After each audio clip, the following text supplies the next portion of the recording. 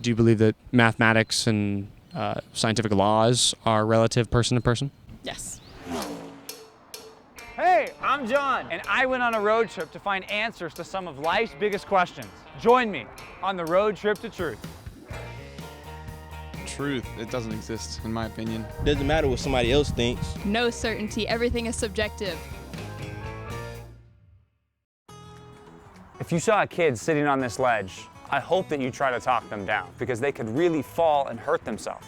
Now imagine the child said, "It's not dangerous. Even if I fall, nothing's gonna happen to me." Naturally, you would give this kid a mini science lesson and remind him that the laws of gravity never fail. And if he falls, gravity will take hold of him and introduce him to the ground in a very unpleasant way. Now imagine that kid says, "Ha, I don't even believe in gravity." What would you think about that kid? At the very least, you would think he's being pretty foolish. Why? Because in the realm of science, we all understand that there are laws. And if we ignore those laws, there are immediate consequences, right? Same thing is true with math. 2 plus 2 is 4. Do you think 2 times 2 equals 4? Yeah, Is that true? I guess so. Is it a fact? Of course it's a fact. Yeah, right. It's a fact. It's true. I agree with you. So why do we all agree that there's absolute truths in the realms of math and science, but when it comes to religion, all bets are off? So for you, would you tell me that I'm wrong if I said that I was a Christian? Do you think that that's wrong? No. No. Okay. Do you think it's right? It's not right or wrong. It's your personal belief. You have the right to believe what you want to believe. It seems we have some realms, like science and math, that have unviolatable laws that are true for everyone, but not in the realm of religion. No doubt you've been told that faith is a personal issue, that if you believe in God and that works for you, that that's your truth, but it doesn't apply to me.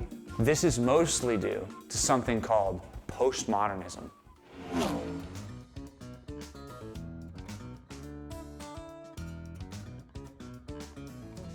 Dr. Nathan Busenitz has a PhD in historical theology. He's an expert in systems of thought and how they change over time. So tell me about postmodernism. Postmodernism is a big term, but really at its core, it approaches things like truth claims and argues that they are relative, that they're the result of social constructs or that they've been developed throughout human history, and so they are relative, they're limited, and that there is no absolute universal standards of truth. Anything can be true, even a lie if a good amount of people believe in it. But then does that make it true if it's a lie? Yeah, because usually it's the majority outrules the minority when it comes to things like that. Someone could say Jesus is God's son, and if a lot of people believe that, then for that majority group it's true, but for everyone else it's not. So if I got everybody in the universe somehow to look at you and say you're not a real person, or you're not really, alive, or you don't really exist, would that make it true just because everybody says it? I would say yeah. Okay. That's sad. I know. Yeah. Yeah, but I just feel as though if the majority says yeah, then it's just true. In order to understand postmodernism, we kind of need to know a little bit of the history of Western civilization, where it came from. Right. Starting with the Enlightenment, we have the introduction of rationalism, the idea that reason and science are going to be the lens through which many in Western civilization view the world. For really about 250 to 300 years, as part of this Enlightenment movement, there were many who were very optimistic about what science and reason could accomplish, that there were absolute universal truths, and that the way to discover those truths was primarily through science and reason. But as we get into the 20th century, especially after World War I and World War II, and we see that science and reason only gets us to mass global destruction, you begin to have some pessimism that seeps into the way in which philosophers and thinkers think about what's knowable. And that pessimistic response to modernism is that view that we can know things through science and reason, is called postmodernism. It continues to view science and reason as essential, but it's no longer optimistic about what can be accomplished. Do you believe that all truth is relative person to person? Yeah. Do you believe that mathematics and scientific laws are relative person to person? Yes. Because that's just my own personal views. In other words, postmodernism says that those universal absolute truth claims, we don't think that those are knowable, but instead that truth is relative and that our ability to understand truth is limited by our finite experience and it's tied to our individual perspective. So it becomes relative, it becomes subjective. Do you think it's possible for me to believe something and you to believe something and then to be totally opposed and for both of us to be right? I do. I feel like that is the case. I mean, being like that, I have a boyfriend, right? So like we'll be arguing and I feel like my truth is right and he feels like his is, and he's like really strong about what his truth is and I'm really strong about mine. And it's like, even though we have two completely different opinions, we both feel like that's the truth and like that's how it should be.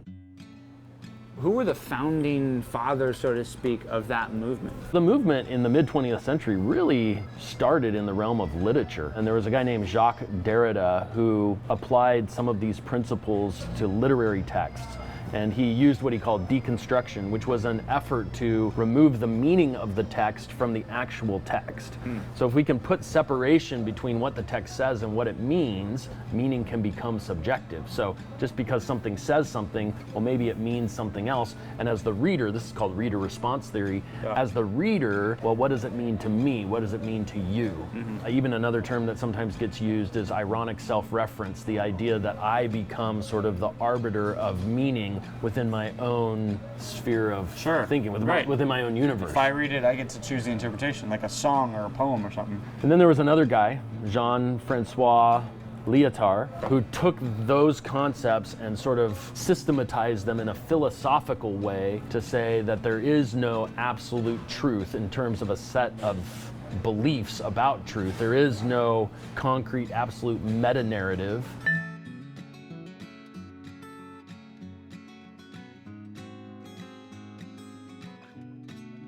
And even the assertion that there is no absolute truth is in and of itself an assertion. It's an absolute truth. So, we live in a postmodern world. Let's take a skeptical look at this skeptical philosophy. Next on Road Trip to Truth.